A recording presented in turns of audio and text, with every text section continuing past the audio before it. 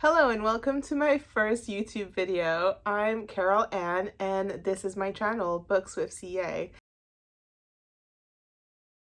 I thought it would be nice to start off my channel, but what I've read in January, I think this will give you a good sense of who I am as a reader, what I enjoy, and honestly, it's the start of February, so I think it's just the perfect timing.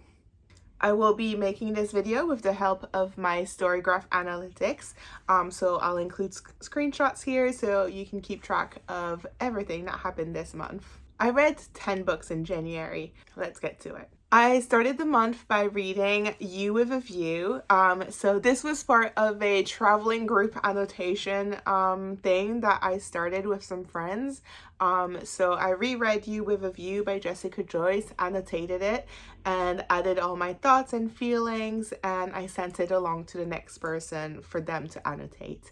I love Jessica Joyce and I love You with a View. It's honestly one of my favorite books.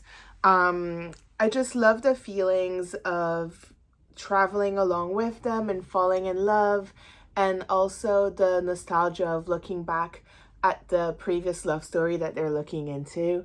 And it's just such a perfect romance. So that was my first read. It was a reread, gave it 5 stars. The second book I read was Puck and Prejudice. I read this as an audiobook on Spotify.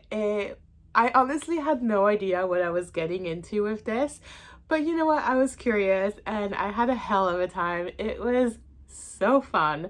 It's basically a time traveling sports historical romance where a hockey player ends up in the 1800s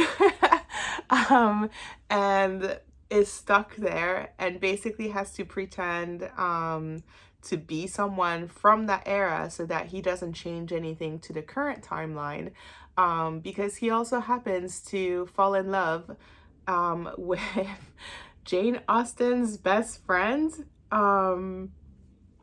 But obviously he can't tell her that Jane Austen is famous 250 years later, because that would change everything. I don't know, Jane would get an ego or something. Something would change in the timelines. This was so fun. I read this really quickly. And it was ridiculous, but you know, the good type of ridiculous. I actually really recommend it.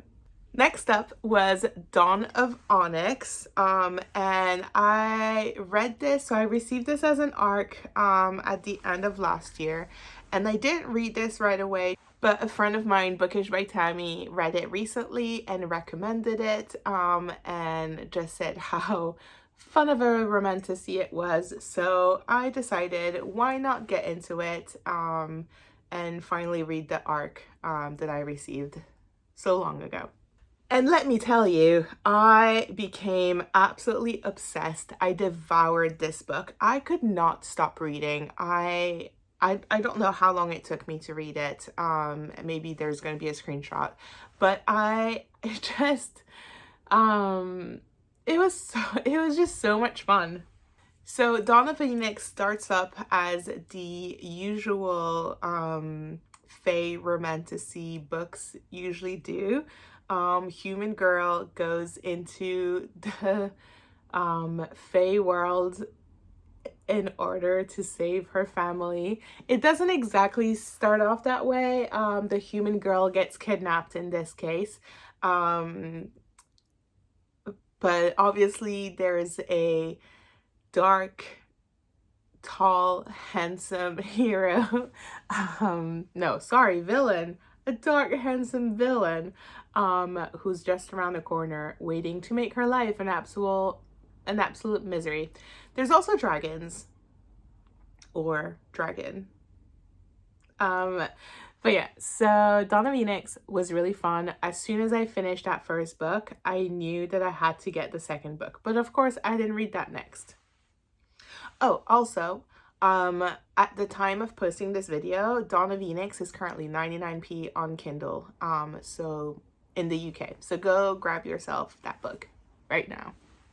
next up, I actually read a manuscript that I'm not sure I'm allowed to tell you about, but it was really good, and whenever I am allowed to tell you about it, I will come back to this video, or maybe I'll make a video about all the manuscripts that I've read up to then, that I will now be allowed to talk about.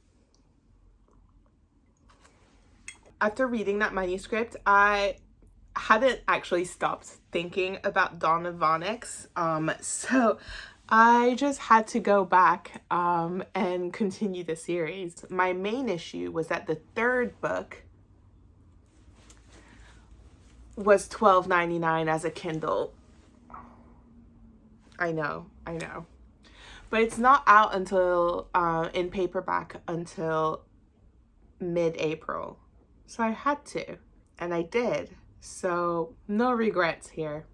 Absolutely no regrets. So basically, yes, I read A Promise of Peridot, and right afterwards I read A Reign of Roses, the third book in a series. So I finished and held this series by Kate Golden. It was so good. I totally swooned for the couple. I loved the enemies to lovers to enemies vibes. I loved the found family in it. I thought that the magic and the storyline and the plot was actually really fun. You know, in a they're about to die and the world is in danger fun, but fun for me. So that was really cool. I really enjoyed that, and I am sold to read whatever Kate Golden comes up with next, which I hear is this book, which I think is contemporary, but I still want to read it now, so we'll see what happens. Next up was another manuscript. I'm so sorry. This is a manuscript that Pan Macmillan has just acquired. It is a romance, which I'm very excited about because we don't have a lot of romance at Pan Macmillan.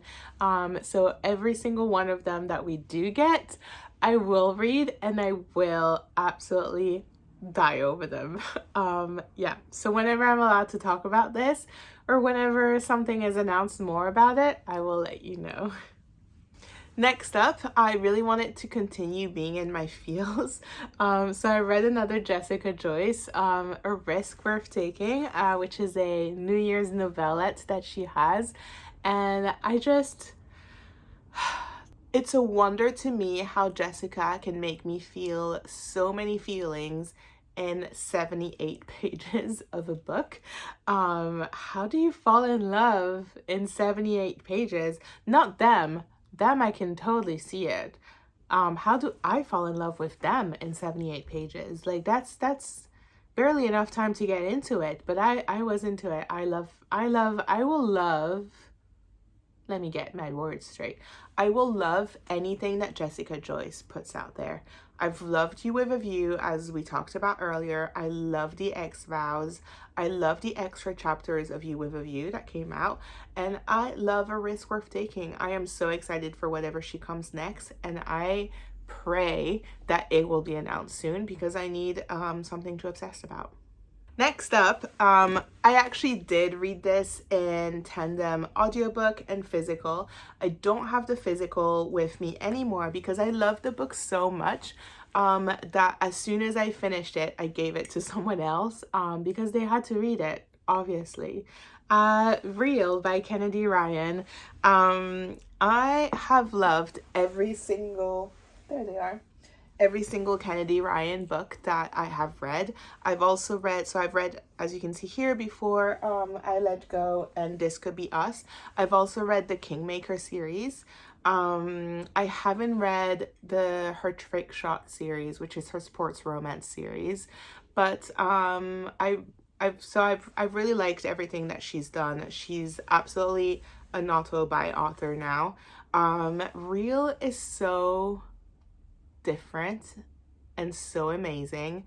So I received a book from Piatkus a couple weeks ago. I started it on the audiobook though because I had heard a lot of feedback that the audiobook was worth everything. And I definitely agree. I think with the so Real basically is a director has found this amazing hidden storyline um for a black singer from the 40s 50s in America, and he basically tried to uncovers what her story, what her life story was about, and decides to make a movie from it. In order to make that movie, he needs a star, except unlike what the studio wants, which is an actual star whose name is known, he goes for a Broadway understudy who doesn't really have any credits to her name, and puts all his eggs in one basket and basically falls in love with her, which is a bit problematic because his last scandal was because he fell in love with his actress. So yeah, it's an incredible story, and basically in the audiobook you kind of obviously follow them in the real life of making the movie together, and you also hear sound bites from the movie as well, and the singing and everything that happens. And I will also say it's a really emotional book because one thing that the director doesn't know is that the singer has to deal with lupus, which she first believes is under control, but soon, with the stress of the movie and life, becomes a bit less manageable and actually impacts the movie. I really enjoyed this story. I thought it was beautiful, it was so well written, and it was just absolutely gorgeous. I'll recommend it to anyone, and I will definitely be reading whatever Kennedy Ryan has up next. So these were the 10 books that I finished reading in January. And so from these 10 books, in a very non-surprising manner, this was all fiction, which, you know, I'll sometimes read some nonfiction, mostly if I get it for free at work, but otherwise I'm really just a fiction girly. Most of these were over 300 pages, apart from A Risk Worth Taking was under 300 pages, 78 pages, that's all. Read it in one evening. It was great. The genres I read are very much on point with what this channel is going to be about: romance, fantasy, contemporary, and historical. The four genres that I kind of hover around. So I mostly read my books on Kindle, as you can see from the lack of physical books in my hands, not around me. I do have my babies. I mostly read my books on Kindle, and then I buy them if I love them. But I have been enjoying a lot of audiobooks lately as well, when my Spotify 15 hours allows it. And obviously the occasional paperback, mostly because of proofs, or for the books that I'm currently reading right now, who are going to be over January and February, or actually 2 physical books.